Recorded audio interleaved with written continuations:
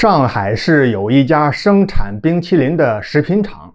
这一天，老板正在亲自面试应聘者，忽然就闯进来一个时髦女郎，进屋就说：“面试到此结束，我来给你当司机。”在场的人都被她的言行给惊呆了，愣了片刻之后，纷纷把目光投向了老板。就见这位年轻的老板一脸尴尬，尽量保持语气平和：“小红，你怎么来了？别捣乱了，快回家去。”“我没捣乱，我哪是捣乱呀？我是真的要给你当司机。别忘了，我可是老司机了。”因为当着应聘者和人事部经理好几个人的面，老板脸就红了，一拍桌子：“快走！让你走你就快走！老公，你怎么这么大脾气呀？人家只是想天天能看到你嘛。”说到这儿，在场的其他人就都很识趣儿，全顺着门边悄悄溜出去了。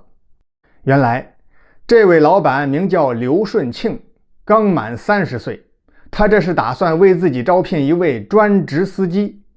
没想到他的妻子马小红会突然出现，搅乱了他的计划。现在办公室就剩下他们夫妻俩了，小红就软磨硬泡说：“老公，你天天都很忙，我每天只能等你下班回家才能见一面。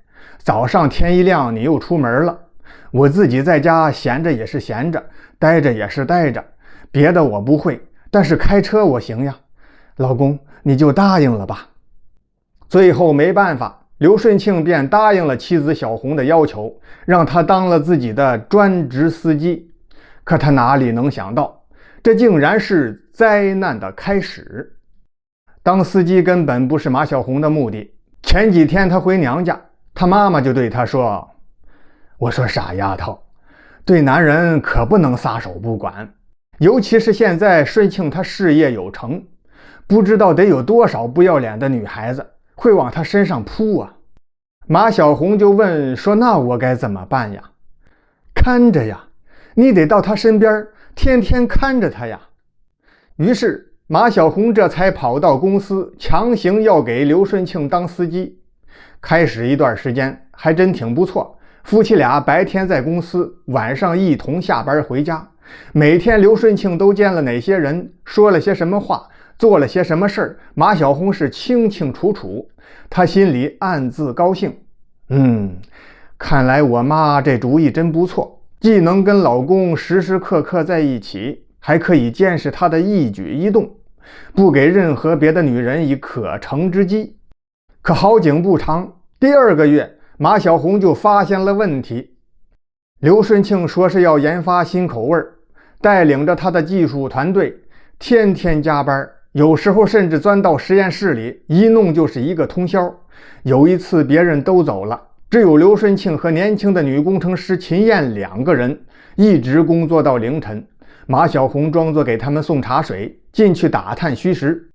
结果刘顺庆说：“这里是实验室，除了技术人员，闲人免进。”把他给打发出来了。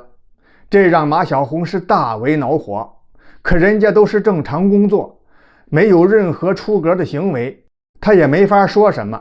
但是马小红心里暗自打算，一定要把这个秦燕给搞走。几天之后，机会来了。夜里10点半，其他技术人员都走了，实验室里又只剩下了刘顺庆和秦燕。马小红拨通了秦燕男朋友的电话：“喂，你好，你是邹觉禄吗？你别管我是谁了，你还是管管你对象吧，正在加班勾引他老板呢。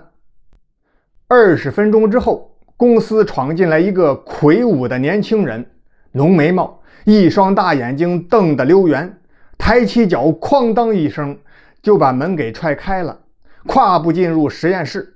马小红紧随其后跟了进来。刘顺庆和秦燕2个人正围坐在一张桌子跟前儿，低头整理桌上的瓶瓶罐罐，被踹门的声音惊得同时一抬头，看到了这位不速之客。秦燕吃惊地说：“邹觉禄，你怎么来了？”“我怎么不能来？我要是不来，还看不到你们这好戏呢。老板果然没有一个好东西，让我来教训教训你。说着话，3两步冲到跟前儿，呜，一拳就捶向正在发愣的刘顺庆。这是马小红没有料想到的，他琢磨着邹觉禄一来肯定就会把秦燕给拉走也就行了，可现在他要打自己的老公，马小红急了。他从邹觉禄右后方冲了上去，伸双手去拉邹觉禄的胳膊。邹觉禄被他这么一拽，拳头就没能打中刘顺庆，可他用力太猛了，将马小红整个人带了起来。马小红近似于飞着，嗖啪，怎么那么寸？太阳穴刚好磕在了桌子角上，扑通一声，整个人瘫落在地上，当场昏死。瞬时间，脸上、地上全被鲜血染红。事发之后，邹觉禄被警察带走，等待法律的制裁。马小红被送进医院，严重脑震荡，一直昏迷，随时有生命危险。刘顺庆带领秦燕等人辛辛苦苦几个月研发出来的新口味，被马小红的脑袋一磕，桌子一晃，整个全碎了。本来是要靠这款冰淇淋在夏天来临之际跟对手公司好好竞争市场呢，这下全泡汤了。没有了新产品，就意味着没有销量，没有销量就没有效益，公司将会面临倒闭的危险。为此，刘顺庆的心情糟透了，甚至想放弃公司。这时候秦燕就鼓励他说：刘总，您不是这样的人呀，这点困难怎么能够难倒你呢？实在不行，可以暂时裁员，缩小规模，节约开支，先活下来。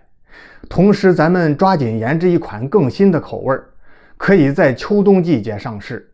我都想好了，就叫烈火冰淇淋。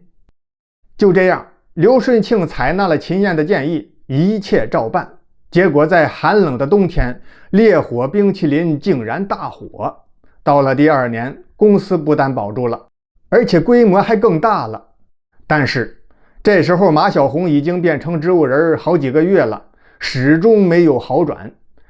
这一天，秦燕就说：刘总，咱们一直忙了，我还没有去看望过嫂子，这事儿也算是因我而起，我应该向她好好道个歉，没准对她的病情有好处呢。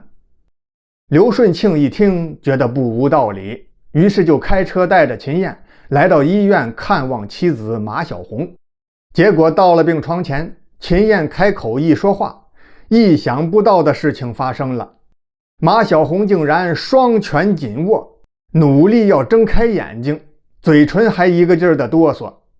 医生也很惊讶，说这种奇迹可不多见呀，不多见。原来马小红一听到秦燕的声音，心里就急了，这是勾引我老公的狐狸精，不行，我不能再这样躺下去了，我得赶快赶他走，从我丈夫身边赶走。又过了3个月，马小红完全恢复，出院回家了。故事到了这里，本该就结束了，但是没有。这马小红簇心不死，还是担心丈夫出轨。一天，刘顺庆要到杭州去办事，马小红开着车偷偷尾随，结果在半路上，不知道为什么他的双腿忽然抽筋了。这时候他就应该赶紧打开警示灯，观察后面没有车辆的情况下，慢慢靠边，再试着用手刹制动，也就会安全了。但是马小红慌了，完全乱了方寸，竟然胡乱打起了方向盘。结果车子砰的一声撞在了路边的护栏上，等他被送到医院的时候，已经永远的停止了心跳。年轻的生命就这样结束了。刘顺庆得到消息，悲痛欲绝。可伤心过后，生活还得继续。为了排解痛苦，他便住到了公司里，整天就是埋头工作。1年之后，跟随刘顺庆多年的几位老下属集体做媒，促成了他和秦燕的婚事。2个人结婚之后，生活十分融洽。